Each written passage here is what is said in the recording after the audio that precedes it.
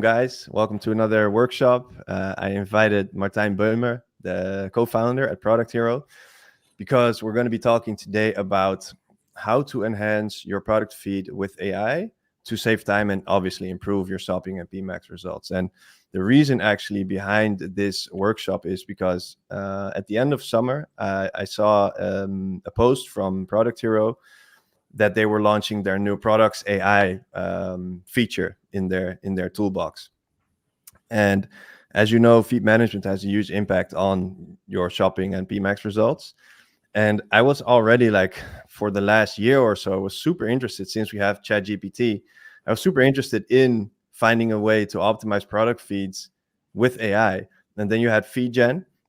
We had a special guest workshop in the PPC Hub from Alex van der Pol, and he presented how you can use FeedGen, but it's super technical. And to set it up through GitHub and some coding, and nobody wants to do that. So now finally tools are waking up, and ProductHero, I'm sure that this was not an easy build, but ProductHero was, from what I have seen, the first to announce that they had the new feature to optimize your feed with AI. And I'm a huge fan of ProductHero. I'm using it for all of my clients with CSS, Labelizer, all that stuff. And now that they've added Products AI to their toolbox, there was a reason for me to invite Martijn and talk about that. So what we're going to do today is, first I'm going to present some best practices, a few feed management hacks. That's probably going to take 15 or 20 minutes. And then I'm going to hand the floor to Martijn here. And he's going to share more about the performance side of things and AI and all that stuff. So before we dive in, I'm gonna let you introduce yourself, Martijn. So don't worry about that right now. You can do my introduction. almost. But before we dive in, you're on YouTube right now, so subscribe, please. We're trying to grow the channel. We have the podcast is being hosted on YouTube, also Spotify, Apple, everywhere else.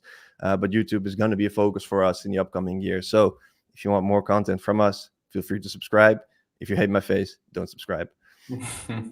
All right, so Martijn, we have Martijn here, and he prepared a good slide. But actually, let me go ahead and introduce you a little bit from my perspective, Martijn. Cool.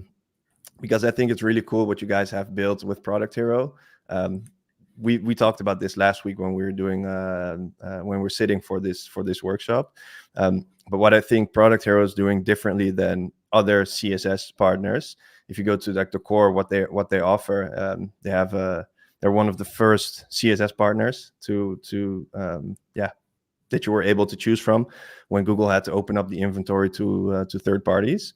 But I think what they're doing really smart is that they are building tools for Google Ad Specialists, for PPCers, that you can use in addition to the CSS and the discounts that you can get on your CPCs, yada, yada, yada. And they started with the title optimizer, and they were actually the ones. It might be you, Martijn. I don't know if it was actually you who created the labelizer strategy. Yeah. So, it was a joint effort from the team. It's actually a funny story. We were working on we were doing a lot of research on the different accounts we had access to with all the data, looking for like common things inside the shopping ads data and the performance data. And I was working together. We had a department called ProductHero Labs, and I had a colleague there who was called. Her name is Lisa, and we were working on a product to get more performance out of shopping ads, and we created the automatic segmentation tool, and we needed to have an internal title, working title. So we said, like, we made a joke, like we couldn't come up with the right name back then, so we made a joke and we said, let's call it Labelizer, because Lisa, her name is in there as well. So that's actually and the fun thing about that, we never changed the name, and other people also start using the Labelizer name, which is actually quite funny for us internally, because it was like sort of a working title, and now it's sick. Everyone knows it in the industry. So it's wow. And is she still with ProductHero? Yeah, she left ProductHero, I think, a year ago, or maybe a little bit longer, because she wanted to do more in-depth work for e-commerce customers themselves, so not only create tools, but she really wanted to go back to the strategical role. And she's working at an e-commerce player right now. Oh, nice. Label Leaser. Oh, sick. Yeah. Nice. That's legacy for her. Yeah, it's legacy for her. We had an innovation session a little while ago, and she was there as well. And she went into the office here. There's a lot more people working here right now. And I said to everyone, "This is the founder of Labelizer," and everybody was like, "Wow, whoa, that's Lisa from Yeah, the yeah, yeah, Labelizer." yeah. She was almost famous. Yeah, that was crazy. Yeah, because it's one of those things that had a big impact on how we run our campaigns. Also, Definitely. whatnot with Performance Max. So, oh, that's a cool story, man. Yeah. Okay, so yeah, anything else from your side that I didn't mention? Yeah, I think thanks for the nice introduction. I think we also create, like when we started as a CSS, we were all with a small group of nerds coming from the PPC field and some technical people who were really good at creating tools and building software. So that's really the core of our business, to really, yeah, if you would say like a little bit cringe, you would say like empower the PPC specialists to get the most out of your campaigns. That's what we do. That's what we do every day. And that's also what we link to the CSS part. So CSS is not only about discount, also about support. So you need to give good support as well. And next to that, our platform, of course. And yeah, I've been working in PPC since 2010. I was a really lazy PPC specialist, so I like to automate things, work with scripts, work with tools, and now we can create our own tools to help other people be a little bit lazy and get the best results out of the campaigns. So Nice. that's a little bit of my background. So ProductHero PPC tools for lazy people. Yeah, for lazy people, everybody can be a ProductHero is what we sometimes say here. Yeah. Nice, love that. All right, so before we head into the meat of the workshop, guys, yes, getting this question a lot in the chat now. This is going to be recorded. Yes, the recording is going to be hosted on our YouTube channel as well. Like, subscribe, and we will send the recordings to you after this session as well. All right, so let's dive in. So as you know, the Google Shopping landscape is highly competitive, and we all know how important it is to set up your feed, because without a feed, you simply can't or you cannot even launch your shopping campaigns or pMax with the shopping network. Of course, you can add single products in Merchant Center, but let's not talk about that right now. You need your product data to be hosted somewhere and to be sent to Google through Google Merchant Center next. And that's how you stand out, by optimizing it. But most people don't really spend enough time optimizing their feeds, because they just do the bare minimum to get their products live. But there's actually a lot that you can do with your feed and that you should do. But I think why a lot of people don't do it probably is because it is a little bit technical. It can be costly in terms of time, but it is also something that can have a high impact on your results. So just the short intro is, what it looks like in the shopping page. This is what the users see. This is, for example, if my mother would be searching for something, she would see this. But then what we see as Google Ads specialists is the data on the back end, the XML, the CSVs, however we manage our feeds in tools like ProductHero or Channable or whatever it is.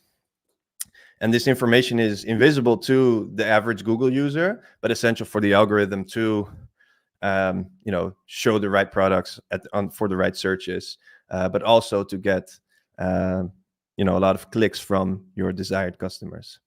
So the benefits of an optimized feed are: one, more reach, more impressions. If you optimize your feed, Google can, let me actually go back.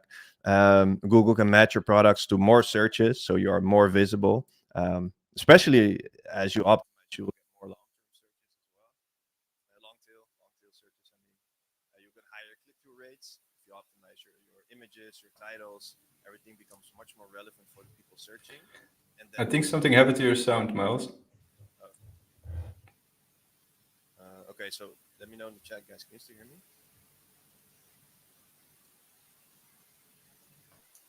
Test.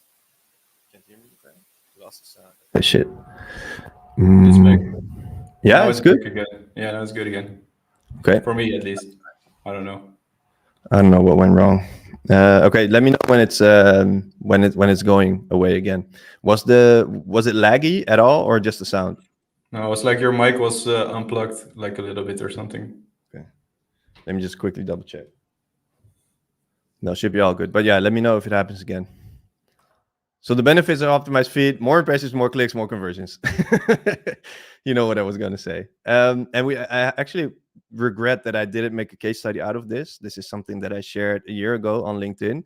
And this was before I actually saw that sometimes it's hard to prove the impact of the optimizations that you do with your feed, because it's not always as easy to run experiments and A/B tests.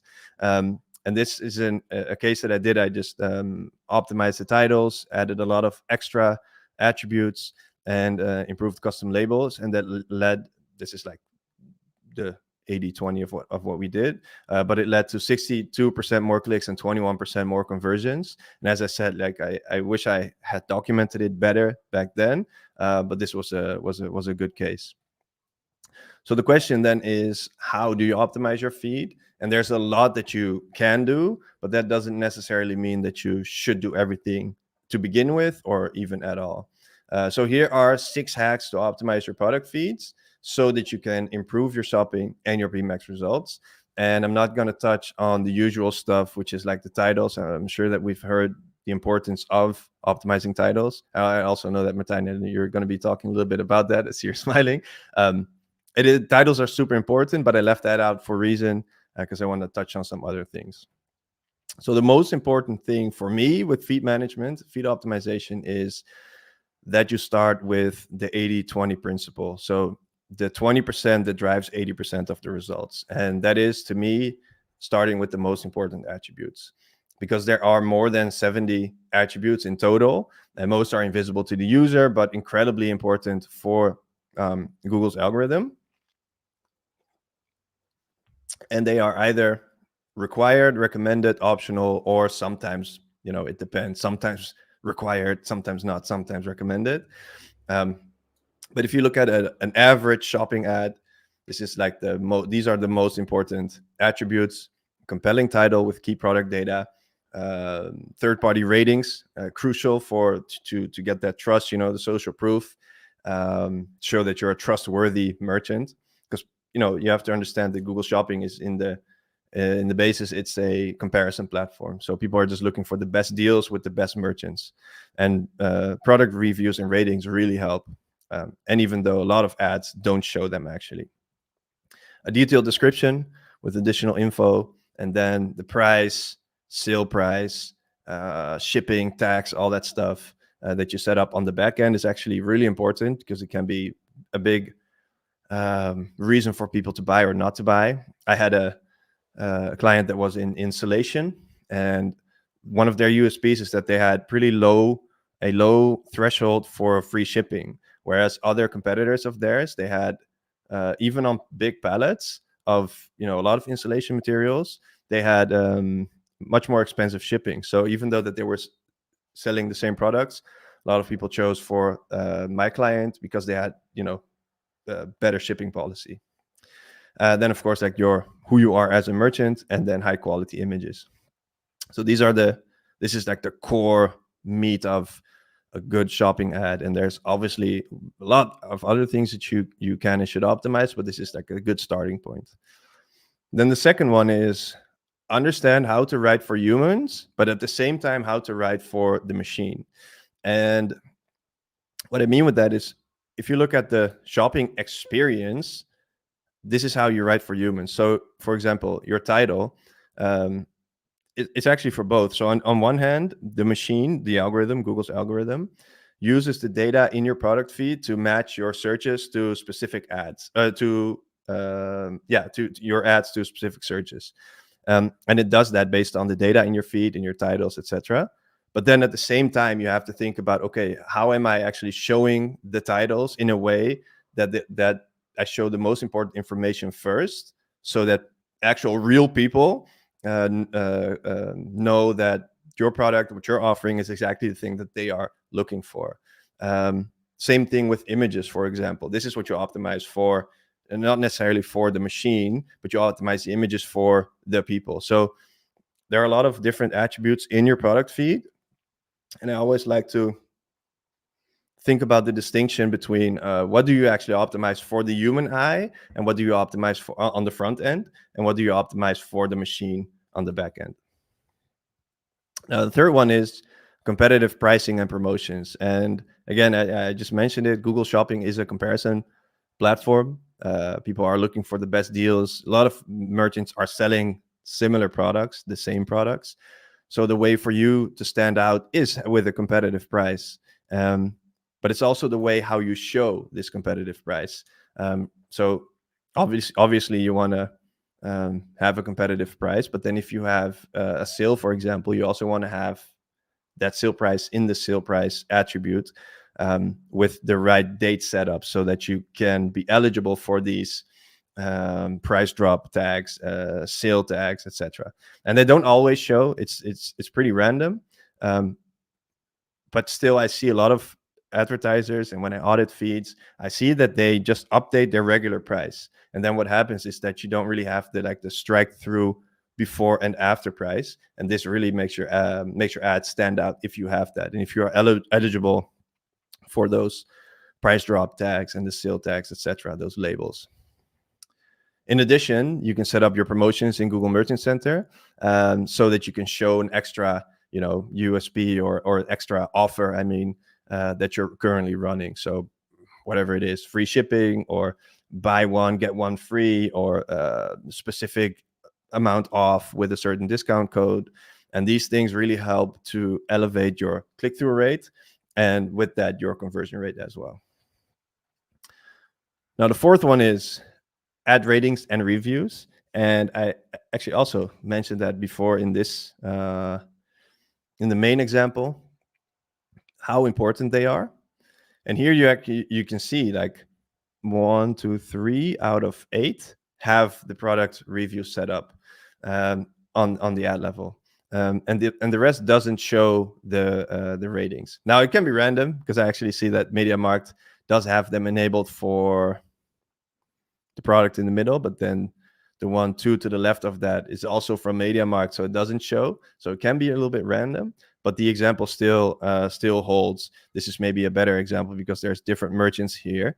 You want to set up this is actually for the images, but you can see here with the product ratings, it instantly makes your ads jump out, in the sea of everything that looks the same. So these ratings and reviews are important to make your ads pop out, but also because nothing sells better than social proof. That's just a fact. And the more you can show to people that you are a trustworthy merchant, that you have good products, the more likely it is that they will choose you over your competitors. So that's actually crucial, and sometimes it gets skipped out on because it can be a little bit of a technical setup. Now, number 5 to optimize your feed is images. And what you want to do here is always look at what are your competitors doing and what can you do to stand out from the crowd. So if you see that a lot of advertisers are using the same product or the product image or similar product image, like in this case, you can test with those lifestyle type images or other angles, or even take it a step further and use the new VR, AR, 3D model features that are being rolled out. And these things can really help you not only stand out, but also deliver a better shopping experience for your customers. So I think what we're going to see with these types of, for example, the virtual try-on, this is really cool. It's a new feature, and you can show how a product looks on different people with different body types, different sizes. I think this can drastically, if you do this well, this can drastically decrease the amount of returns that you get as a merchant, which always sucks, in e-com, especially in fashion. It's not strange to see a return rate of 50%. So these new features, they really help in making your ads pop out, but also increasing the shopping experience for your users. And then the last point here is stand out with optional attributes. And this is something that leans perfectly into what Martijn is going to be sharing in a few minutes. But then we have like all the main things, like the images, the titles, the descriptions, etc. But then there are a lot of additional attributes that usually get skipped out on, but they have a big impact on your results. So for example, the color, material, sizes, and it's not only, not only for the shopping tab. So this is an example from a product that you can click on from the shopping tab in the Google Shopping environment. Then you have better categorization because the system knows that this product is red color, so the filtering can be better and easier to use. But you can also get matched on more long tail searches because the system better understands what type of product it is and how to match it to certain search terms. And this is why this is so important, because you see here, material, for example, is a predefined filter.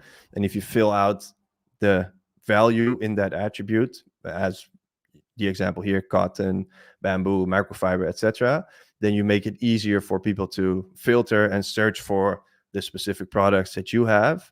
And I think the benefit there is twofold. So one, you become more relevant, so you get more relevant clicks, or people can easier find the products that you sell that they're looking for. But on the other hand, it can also reduce wasted ad spend, because maybe someone is looking for blue microfiber bath towels, but then they click on one of these ads that doesn't have that additional information, and they see, oh, they only have cotton. Okay, I'm out again. And this is usually my shopping behavior. I just click on a few shopping ads, and in my mind, as a PPCer, I just know, oh man, €2, €2.50, €5, and my browsing just costs merchants so much money. So the more information you can add to these optional attributes, the better your results are going to be. The better the algorithm can match your products to long tail searches, the better the shopping experience, etc.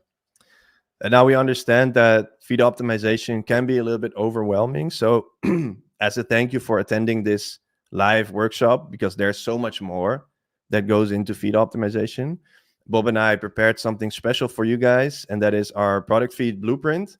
It's a free gift from us to you. It's actually only available normally in the Shopping Mastery course, which is exclusively available in the PPC Hub.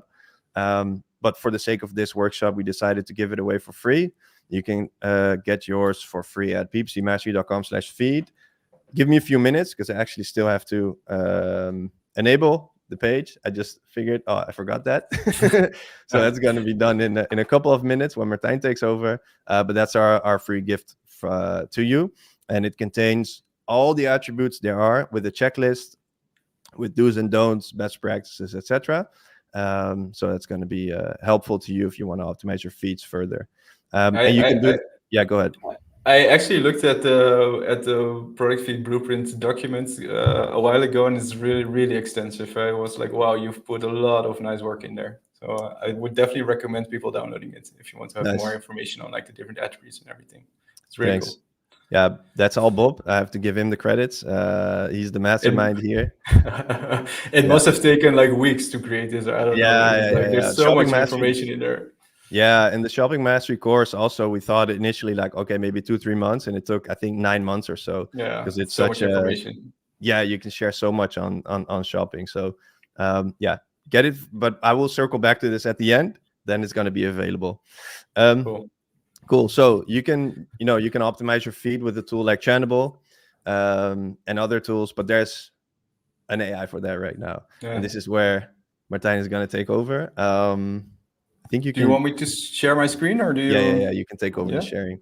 I can. I haven't tried it yet, but I think at the bottom it just says share screen. And the cool thing here is that I have to add it. Oh yeah. Yes, awesome. Cool. So before you dive in, the cool thing here is that this is going to speed everything up and make everything so much easier. So take it away, man. Yeah, sure. Thanks. So I think Miles already told a lot of things that are really important when it comes to shopping feed optimization. At ProductHero, we created a framework to show a little bit more like, okay, what you can do to get the highest possible ad rank within Shopping Ads and Performance Max. So just a small introduction of the ProductHero framework. So it's about the bid, how much you're willing to pay if you're using a CSS or not, and if you're using the labelizer or not. So bidding on the right products and giving the right budget to the right products that perform best for you. Then we have the relevance part, which is actually what this workshop is about. It's about, okay, how can you optimize your content to be as relevant as possible for possible searches for your desired customers. And as Miles already told you guys, is that shopping ads is a comparison engine, and the price compared to the merchant selling the same products. If you have a lower price, we see an instant rise in ad rank. So you see an instant rise in the number of impressions and clicks that you get from your ads, and also the conversion rate goes up. But for this workshop, we will focus on the relevance part. When we were working on Products AI, and also what you could see during this workshop, and also with the product feed white paper, it's like 157 pages of knowledge that you can have, that you need to have to optimize your product feed in the best way possible. Well, we did interviews with our customers before creating Products AI, and we asked them like, okay, what do you do with content optimization right now? What do you struggle with? What works best for you? And those kind of things. And most people who invested time in product content optimization were using a feed management tool where you can combine attributes with a rule in a title or another attribute field. But most primary feeds are not that rich with data, or not in the correct way, and you get very predictable output in your feed. But for most people, it was very time consuming. They didn't want to spend the time optimizing the feed, but they would rather work on their Google Ads settings, campaigns, everything around there, conversion tracking, those kind of things. The knowledge for optimizing product feeds is not that high. If you look at different agencies I've spoken to, most of the times there's one or two experts for product feeds, and then there's a lot of other people that go to them when the product feed needs to be optimized, but they don't have that much time, and they also don't want to do all the feed optimization. And advertisers also want to stay in control, so they want to see like the actual output of the feed optimization before they put the shopping ads live, because like Miles already said, you need to optimize it for the search engine, but you also need to optimize it for a good shopping experience that fits with your brand guidelines. So it's very hard, and it's also not a lot of fun. So people really hate it. I was like, when I was a PPC specialist like a while ago, I actually really liked working on feeds because it was quite scalable. And if you would do it in the right way, you would get like the best performance for your e-commerce accounts, because shopping ads was then relatively new. And search campaigns were actually, I hated creating ad copy for normal text ads. So just give me a feed management tool or a Google Sheet even, and let me just optimize the data. But most people don't really like it, and they say, okay, I don't want to be doing that. And if you look at the knowledge, what most people know is that product titles are the most important things. There was a Creatalytics research, which is from a while ago, where they optimized an old title and they created a new title, and they got over 2,000% extra impressions from that specific product.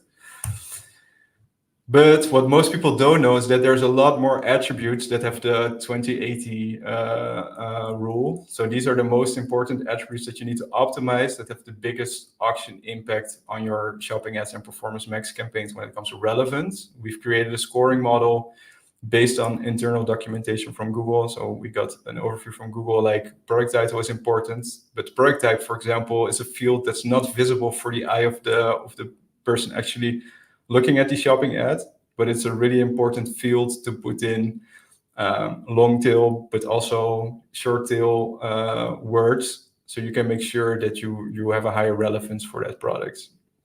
You can go up to 5 levels deep for a product type. For example, most people have either 1, 2, maybe 3 levels, but there's a lot more room that you can use there. The Google product category is important. GTINs also, so Google can match your products to other products, and they can match those searches to your product. Description, of course, and then there's a lot of other attributes like color, material, and those kind of things. But it's really important to take into consideration when you're auditing your feed or looking at your data that there's a lot more things to be done than just optimizing a title.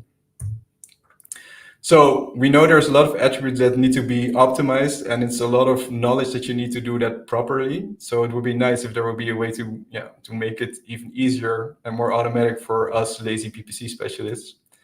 So we are introducing Products AI. It's the easiest way to optimize your product content. And I will show you a little bit more about how that works. So with Products AI, you can optimize a lot of different attributes. So the title, product type, description, color, size, gender, age group, pattern, and material. So it's a lot of different things. In our platform, we get the data from the merchant center. So it's just one-click synchronization. You add it to the platform. You get into a screen where you can set up a prompt. And the prompt has different templates for specific product categories. You can select the language, give the AI like some more room to be creative, to hallucinate, you might say. Like if you put it on very random, it can come up with words that are not that relevant. If you put it on strict, it can be very specific. So you have some control over the output, because we heard from our interviews that control was one of the most important things.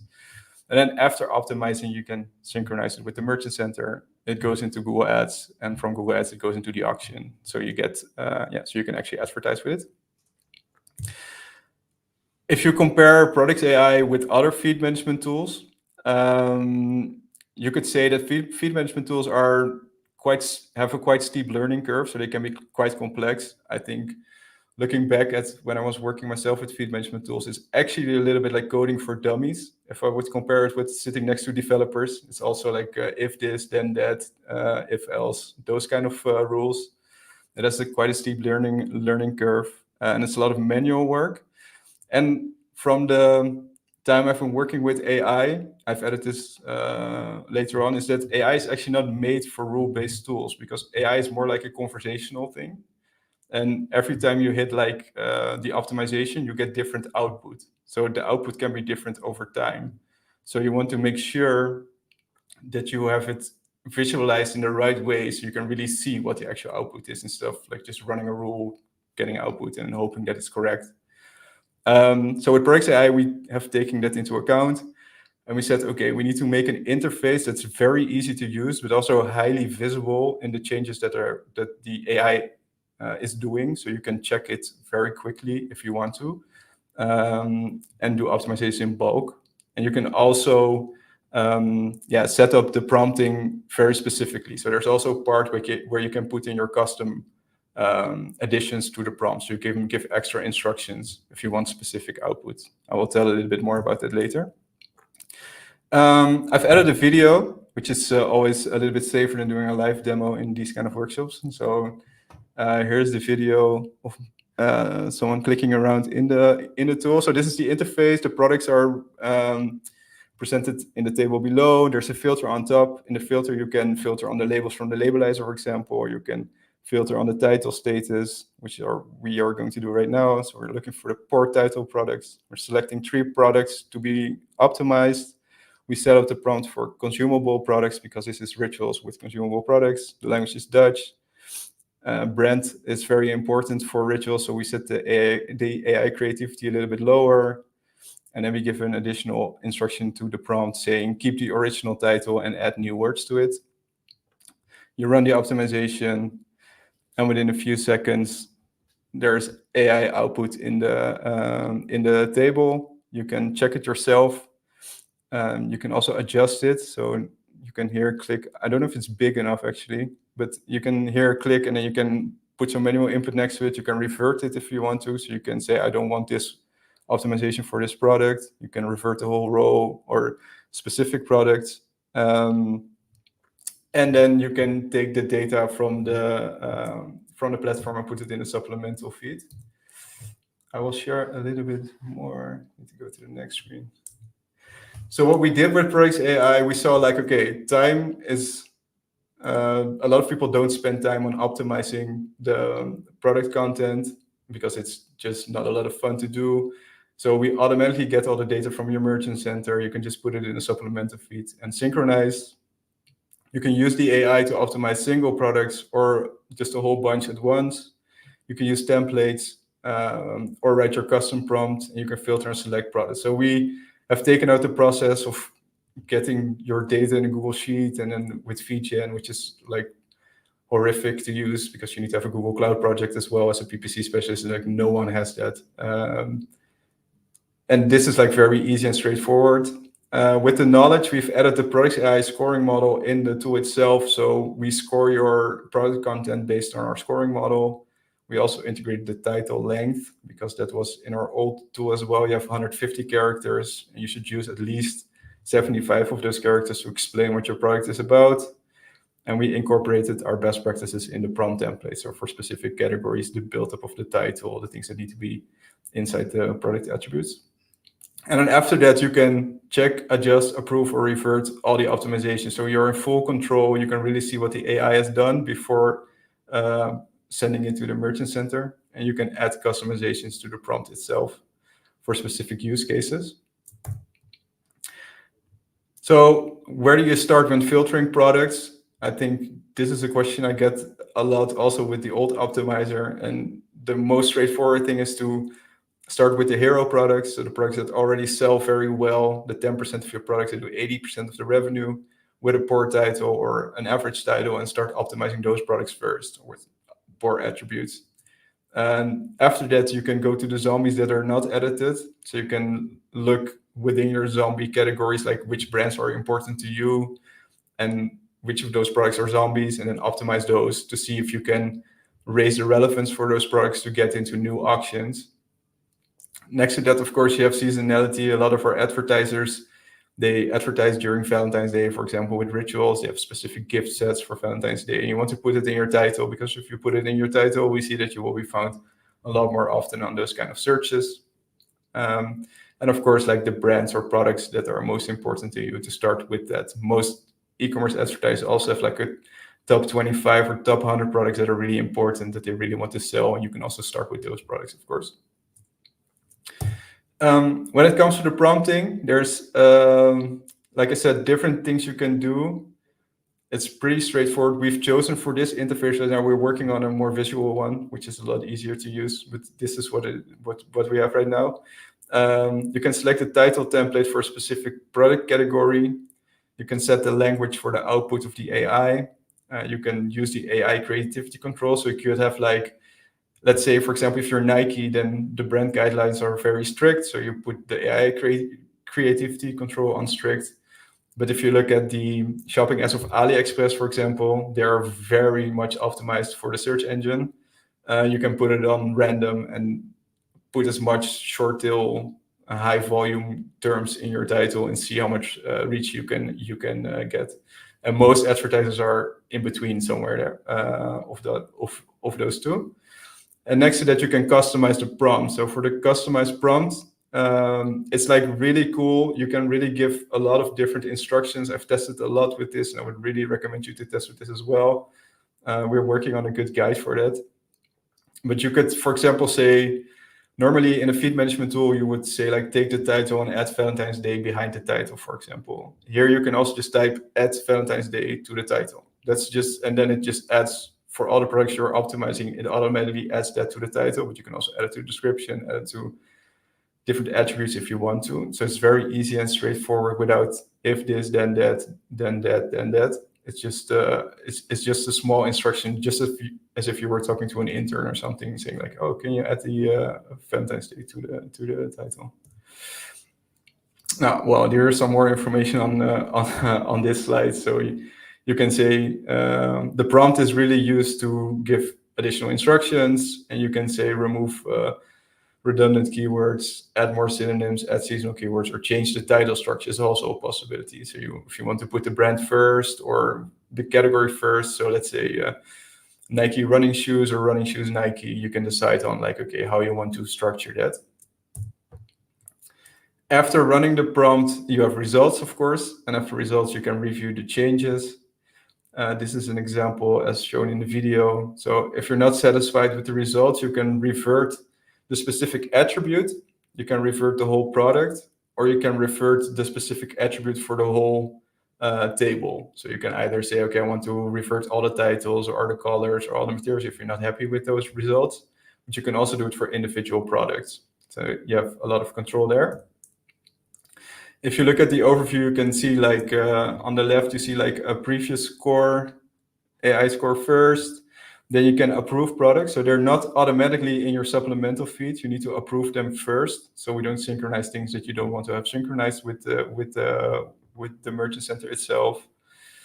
And then there's the poor titles, the product types with only 2 levels. And after the optimization, you see a difference in the score. You can put them on approved, and you see a long green title length and product types that have much more levels. If you're happy, you can set up a separate supplement feed. For now, we've created a separate supplement feed for Product AI in our platform, and you can put the products in feed by approving them, and they will be automatically synchronized with the Merchant Center going into the Google Shopping Ads auction.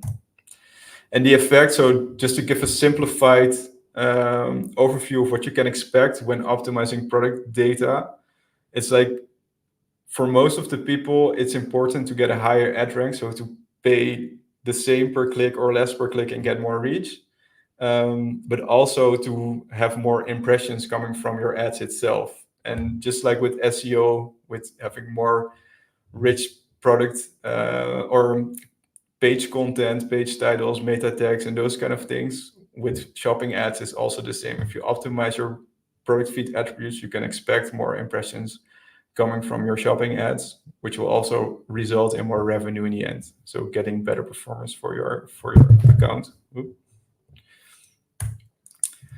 And that's it. Awesome. So yeah, to me this looks very promising. Even if it's not perfect, that's I guess always this thing with AI. It still gives you that 80% to begin with, and that you can then easier optimize. Just from the experience that you've seen up until this point, what's your opinion about the quality that you're seeing from the initial runs with AI?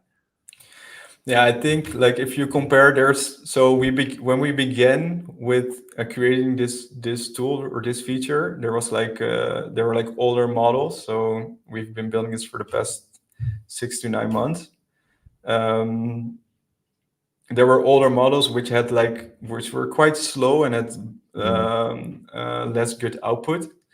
The newer models are a lot faster and also have a lot better output. I think that the thing that is most difficult is right now with AI, you cannot truly say like, okay, I want to have it like this, and you always get the same output, because like I said, it's like AI is more like a conversational thing. So it's more like just like talking to someone, like, okay, let's optimize the product content. Okay, what's a good title? A good title would exist out of brand, this, that, and some other high volume keywords. Well, okay, let's write down this. And then if you hit the optimization again, like 50% of the times you can get different output. But the output we get from our tool is like 90% of the time it's within the rules we give it to. We say like, okay, the title shouldn't be longer than 150 characters, but sometimes it makes it a little bit longer if it thinks there's a very good word I need to add to there. So you need to do some manual optimizations. But yeah, I think it's really awesome to see even if you have a very poor feed, but you have like very good images, for example, it can still extract a lot of the attribute data from the image itself. So it's really insane to see how it reads your product just by using images and the other content that you already have. Yeah, I think it's phenomenal to see the output coming from this kind. I wouldn't want to do it by hand. That would be insane. No, especially if you have so many hundreds of thousands of SKUs. Yeah, it's impossible. Yeah. All right, so let's take some questions, guys. If you have a question for us, for Martijn, drop it in the comments or in the chat, I mean. And here, let's start with this one from Mark. Oh, actually, before we do that, sorry, one step back. If you want to grab the product feed blueprint for free, it's live now. I fixed the landing page, ppcmastery.com/feed, and then you can get that for free. If you want to get a free ProductHero trial, I believe it's 30 days, right? It's 30 days, yeah. ProductHero.com/Google CSS. Is that the right? Did I actually include the wrong link? I actually sent you another link, but this one is also. I mean, if you just go to the website, go to ProductHero.com, and there you will find you can do a trial and go into the platform and start using Product AI, for example. Start playing around with it. And lastly, the PPC Hub enrollment is open right now until next week, one more week, and we already ran out of 50% of the spots in the first 2 days. So do with that what you want. If you want to join, you're more than free to do so. And yeah, with that said, let's take some questions. So the first one was from Mark. I'm already using the labelizer. Do you need to upload one supplemental feed or 2 feeds? Is it combining ProductHero into one feed?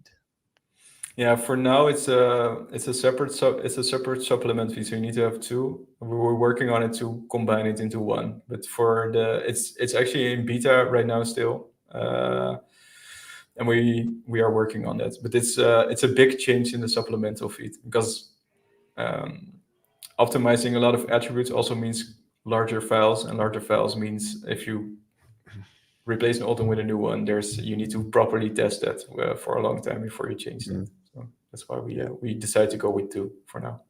Yeah, cool. All right. So Domenico said, many thanks for this workshop. You're welcome, and thank you for joining. Can the customized prompt also be used for other attributes such as the description, or only the title for now?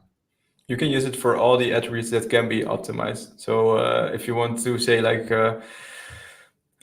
always put a certain word in the product type, or always or combine a few words in the product type, you can also do that. Or if you want to if you have specific names you want the AI to use to come up with suggestions for the color, you can say only use these words for the color, and those kind of things. So it's for all the things the AI optimizes, not only the title. Nice. Yeah. Cool. Does product AI take search volume into consideration when matching keywords to the ad? Interesting question. Yeah, it's a good question. What we do is that we tell the AI with the prompt to find the highest possible search volume keywords to be added to the specific product that are still relevant, to add to the title and the description, for example. But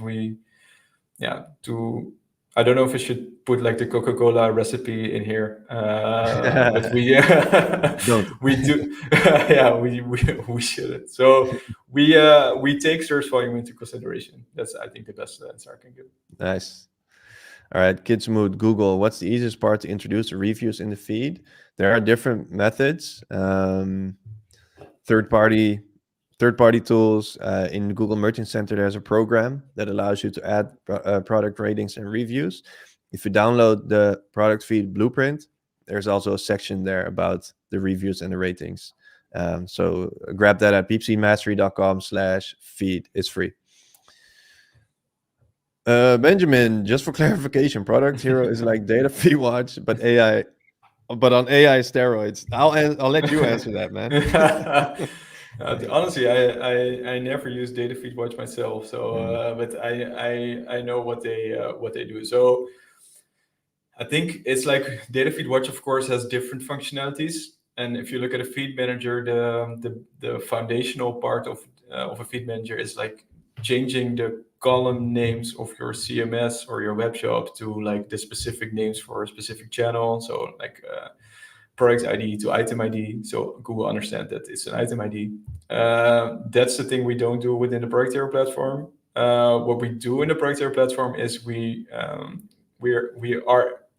a sort of Data Feed Watch add-on on AI steroids for that. So we are not like doing the foundational data synchronization, but we're doing the optimization of the data itself. So to make sure that you get more out of your ads. Yeah. I think Jacques mentioned that Data Feed Watch also has AI. I think they just rolled it out. Channable is also working on it, but I think if you look at ProductHero, for example, as opposed to other tools, it's ProductHero. I wouldn't necessarily call a feed management tool. More like a tool to help you. First of all, there's the CSS aspect of it and labelizer and everything. It's like a different toolbox of different tools. And I would consider ProductHero to be an enhancement of the product data in your feed with recommendations on how to improve titles. And now Products AI is definitely changing it a bit, taking it further. But for example, what Channable, for instance, doesn't do is give recommendations on what a good title looks like or not. So I think they could always be used together.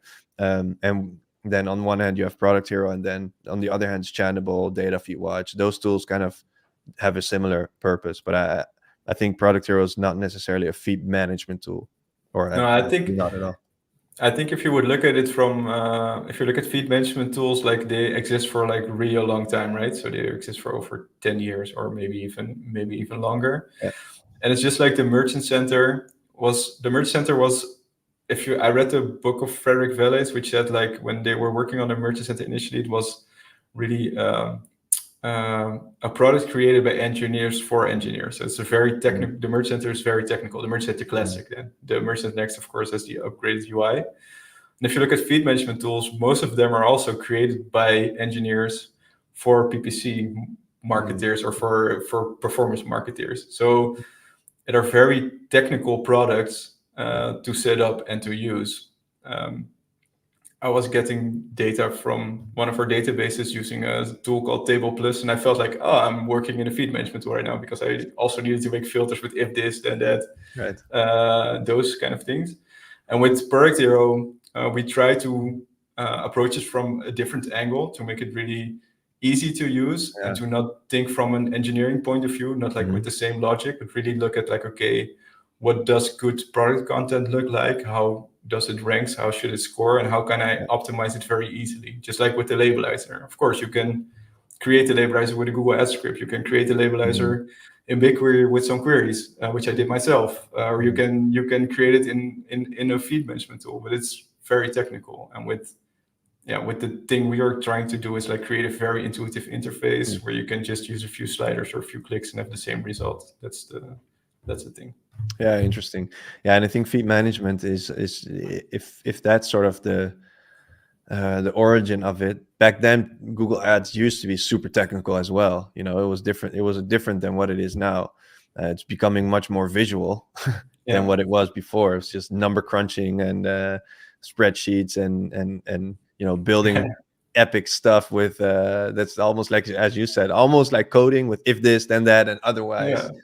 It was like uploading bulk bit adjustments through the Google Ads editor with formulas in Excel and with the bit layers. The bit layers, like it was like I did it as well in the beginning, which I've also found a lot of fun. But I think these days it's a lot easier. True. I was actually I started January 1st, 2018 with a traineeship in an agency in Amsterdam. And that was around the time when smart bidding, it wasn't good yet. It was already out, but it, 1 or 2 years later, it was really good. So I started still with the feed rules and everything, or not feed rules, bid rules and bit layers. So I'm happy that I was still, learning the basics in that time, because it's helping me now, seeing how everything's changing, how it's different. But I think it's a good skill to have back then, that you're just, much more of a data analyst and just almost like a mini developer building stuff in Excel. Fun times. Yeah, it was a lot of nerding around, like reading the right fora, and talking to the right people internally to share knowledge on like this formula or this template or this setup. But these days we have the PPC hub where you can just find the visualized knowledge. Yeah, for sure. Yeah, and LinkedIn was also not what it is right now. That's true. Now it's full of insights. Okay, let's take a few more questions, maybe 2 or 3, and then we can finish this up here. Jack, what AI prompts have you seen the biggest impact from with your clients? So I'll ask you actually, Martijn, what do you see right now from the initial experience in the types of prompts that work well? Yeah, so it's a little bit difficult because there's we have experimented with a lot of different templates we use, and then you have the customized prompt part in our tool itself. So there's a distinction there. So it's very difficult for me to answer on that end, but I feel like the more clear your prompt is to the AI about what your expected output is, and like a very structured buildup of the prompt is very important to get the right result. So AI itself, if you give it too much room to how do you say, I don't know the word in English, but to float around a little bit, like to like if you're not very clear on what you expect, then you get bad results. So Yeah. the biggest things I've seen, the biggest impact is like just creating a very, very, very good template, and then make sure that there's room for customization inside the prompt for specific use cases, because not every product catalog is the same, because there's so many different categories. So yeah, but the biggest impact we see is that let's say if you make sure that the product type has 5 levels deep of your breadcrumb, which starts with like the highest category of a product of a product and the most specific category. So women clothing, swimwear, bikinis, I don't know, some specific bikini sort. I'm not the expert on that, but and then then you have a very, very good product type. And when adding those attributes with the AI, you get a lot better results from your ads. Awesome. Okay, cool. So the last question is, what languages does it support right now? There's actually 2 people asking the same thing. Nerd Party and Dimitri. The language we currently support, I actually don't even know by heart, but it's Dutch, English, German, French, Italian. I think I know them by heart. Swedish, Many. and 2 more. I think Danish and another language. And we will soon roll out to other languages within Europe as well. Awesome. Yeah. Okay, so Tim asked, can't find anything in the blueprint, I guess, about product ratings. Check out the program in Google Merchant Center. There's like specific like product or program to set that up. Check that out there if it's not in the blueprint. I thought it was. But anyway, if it's not, then check out in Google Merchant Center next, where you set up Google Shopping ads, the free listings, etc. There's also one thing, a program for the ratings and reviews. Okay, the last point here, I have to request access and I'm still on the waiting list. I don't know what that is about. So send me a DM, Sebastian, send me a DM on LinkedIn and I will sort that out for you. So with that said, Martijn, thank you very much for joining and for sharing your insights. Yeah, thanks for having me. Yeah. Anytime, man. Always welcome. Always welcome. And thanks everyone for joining us. Thanks for your questions, for attending. We're gonna upload the recordings on our YouTube channel, and don't forget to subscribe. And yeah, and Martijn, people can grab a free trial at ProductHero.com. They can grab a free trial at ProductHero.com, and if you're already on ProductHero.com, you can just use Product AI within the platform. I saw Sebastian ask about for Product AI the waiting list. It's being removed today, so I will make sure you get access today. Awesome. We're granting people access over time. But, that's cool. Right. Yeah, it was early beta still. Yeah. Okay. Thank you, Martijn, and thanks everyone else. And we'll catch you guys in the next workshop. See ya. Yes. See ya. Bye-bye.